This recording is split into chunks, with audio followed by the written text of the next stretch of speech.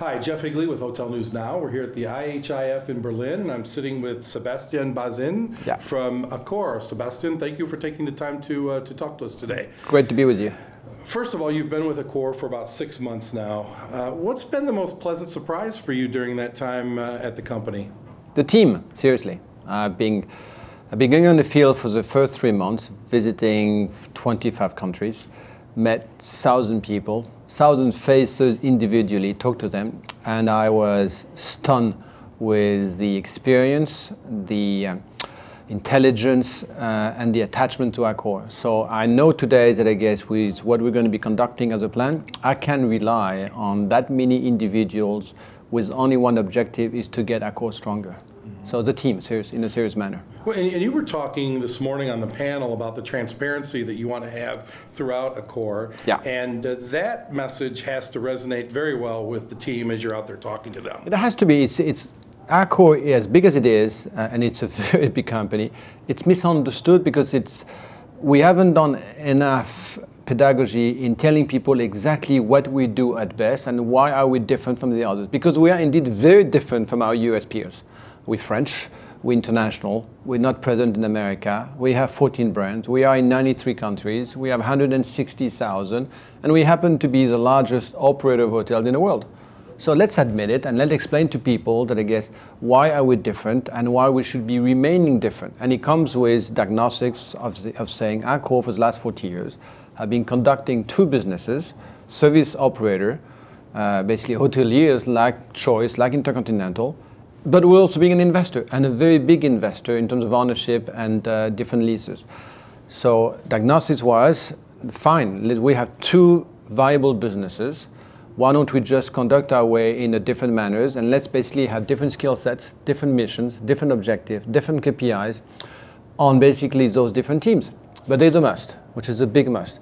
If you go that way, you have to prove to the guys internally, prove to my investors, prove to my clients that the minute you endorse those two sets of competencies, make those very transparent. So whatever reporting numbers you're going to be giving to people have to understand that hotel services is an Intercontinental Marriott lookalike, apple to apple, including margin, so operating numbers should be better or at equal levels of the US peers. And Hotel Invest, which is the investor asset allocator, measurement of the risk, basically return-driven operation, balance sheet-driven, where hotel services is profit and loss driven, make sure that Hotel Invest is going to be reporting numbers exactly on the same manners as Host, HPT, and any European REIT. This is the cost to basically be efficient. And I'm fine with it, which is what I've been saying in a harsh manner. Get your pants on your knees. Show it. Show basically whether you're good or whether you're bad. Mm-hmm. And you know what? Since we've been doing the numbers, hotel services first numbers being released last week, we are not only as good, we're better than many of the other US peers. So nothing to be ashamed of. We're actually ahead of many. So let's basically show our strengths. Unfortunately, I just cannot say the same thing about Hotel Invest. We're lagging. We're not bad, we just have to fix it. And it's going to take me and it's going to take the group 2 to 3 years to be at the level of the other hotel investors. So we talked about the biggest pleasant surprise for you, and you've mentioned some challenges throughout the conversation, but what's the biggest challenge? What do you need to do to make sure Accor is on the right path? Biggest challenge is how to be an actor in the distribution channel digital revolution. It's evolving quickly. Our clients are changing their behavior very quickly. They're adapting. They have access to new concepts, new experience, new emotions. They ask for more. They actually ask the hoteliers to anticipate expectation, not to respond to demand, which was 20 years ago. Mm-hmm. So you have to adapt. So be innovative, be a pioneer, and be part of the club. Don't be a spectator on the digital field. You have to be an actor with the other guys. How to do it? Then obviously it's a much more difficult question. It's been 6 months for me. I've been going on 5 priorities. Number 1 is vision for the group. It's easy. We're talking about best performer in terms of hotel company, the most valued one. I'm not talking about size purposely, even though we are the biggest on the international field. Second, organization. Hotel services, Hotel Invest, 3 segmented brand in terms of mid-scale economy and upscale. Third priority, financial resources, human capital. We have it. We have all the capacity we need on the balance sheet. We have virtually no debt, and we have all the talents needed. All those three are behind me. That's big announced. It has to be now executed upon.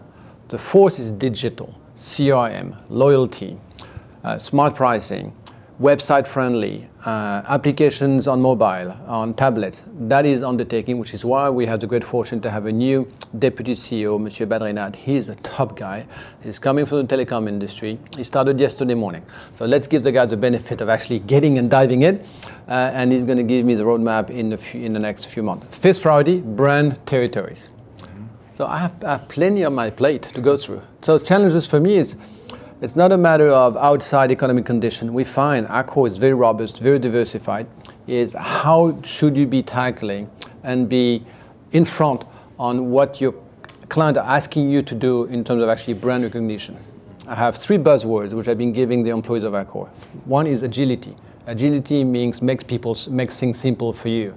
Understand what people want you to do, and basically be have the agility to adapt, react, be proactive, don't be a spectator. That's agility. Number one is clarity. Whenever you make a decision, make that decision on established facts. Understand the environment in which you operate. You may be making a wrong bet, but at least you made a right bet on existing facts. Third, accountability. So when you're agile, when you have a clarified decision-making process, be accountable for your decision. I know whenever you do projections, it's going to be varying. I know that. But at least when you look back in the mirror, understand for the mistake you've been making. I have a lot of admiration for my peers. I do. I mean, those guys, they know exactly what they're going at. They also have a very robust balance sheet. They also have great brands. They also have great leadership. So we're operating in a fortunate environment where we know that the numbers of international travelers do increase by 3 or 5% per annum. Well, 3 or 5% is another 80 to 100 million travelers. And we also know that, I guess, there hasn't been a lot of new supply in many markets. So that demand is ours. We just basically have to trap it and basically fulfill what those clients need. So it's a fortunate industry, but it's an industry where it's going to be more and more competitive.